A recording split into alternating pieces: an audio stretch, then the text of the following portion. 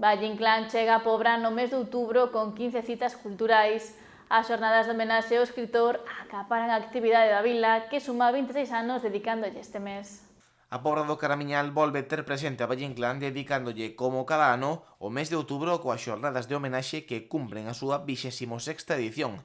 A presentación destas actividades coincide ademais coa recente cesión de bibliografía por parte de Xaquín del Valle Inclán Alsina, que sitúa o museo como unha referencia nos estudos da obra deste autor.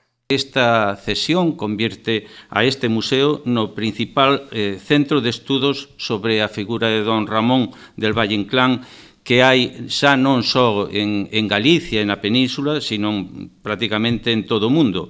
Así que nunca me cansarei de agradecer a Xaquín a súa xenerosidade e implicación, que non só puxo de manifiesto con esta última e importantísima cesión, sino que xa desde fai moitos anos ven facendo unha importante laboura de mecenazgo. Non esquezamos, ademais, que esta cesión inclúe pezas de todo tipo e de gran valor, tanto histórico como literario e artístico.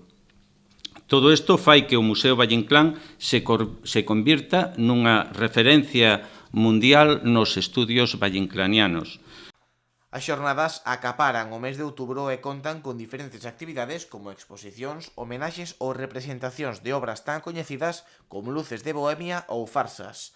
Unha das máis destacadas será o parladoiro do sábado 19 Café con L, que destacan tanto dende o equipo de goberno como dende a organización do museo por ser de carácter interactivo e permitir o debate arredor do autor. Unha programación moi atractiva e que eu, por suposto, non me penso perder. Hai tamén unha serie de innovacións que lle dan a este programa un atractivo engadido. Por citar un exemplo, no que xa incideu antes a Concelleira de Cultura, a tarde de café arredor da literatura é unha magnífica idea, unha especie de homenaxe ás tertulias nas que participaba o escritor na nosa vila.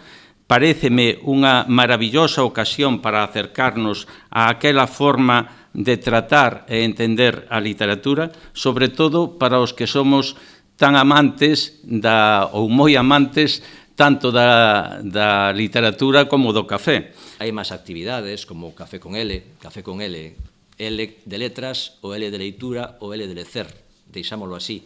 No fondo vamos facer unhas lecturas xornalísticas desenfadadas de Valle Inclán ou uns extractos de texto, e do que se trata é de animar ao público, á veciñanza que asista a esta tertulia, a este parladoiro de tarde, pois que na compaña dun café e duns doces e da literatura fagamos un pouco un club de lectura que pode ser o inicio dun club de lectura que continúe logo durante todo o inverno.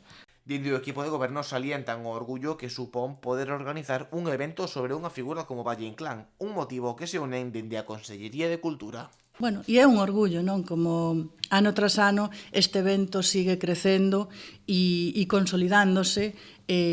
Bueno, eu quero dicir que isto é gracias a este traballo que temos en equipo, non, de Xunta de Galicia e Concello da Pobra do Caramiñal.